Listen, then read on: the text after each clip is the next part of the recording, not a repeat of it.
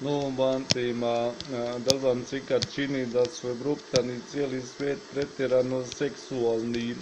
Gledate na internetu, sve neki znakovi, prikriveni znakovi falusa, pa kružnice, pa u Evropi ima sve više kružnih tokova, pa svi semafori strše iznad ceste, pa zastave strše iznad ceste, pa svi su neki seksualni, cijela Evropa liči na neki kurac i neke kružnice ili falus i kružnice, pa crkveni zvonici su svi neki strše u zrak, pa pa ima jako puno znakova koji ukazuju samo na seksualnost. A osim toga Hrvati gdje god nađu da što strši, oni to odmah popuše, što onak crni humor.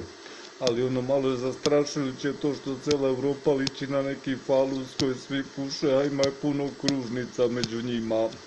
Pa je nova NATO-va zgrada u Belgiji izgleda kao neka rupa u koju nešto ulazi. Ima na YouTube-u NATO zgrada u Belgiji, izgleda kao neka rupa u koju nešto ulazi. A Hrvati to odmah popuša, oni iz NATO-a svi sretni. Znači oni vole da im guraju, a Hrvati da im puše.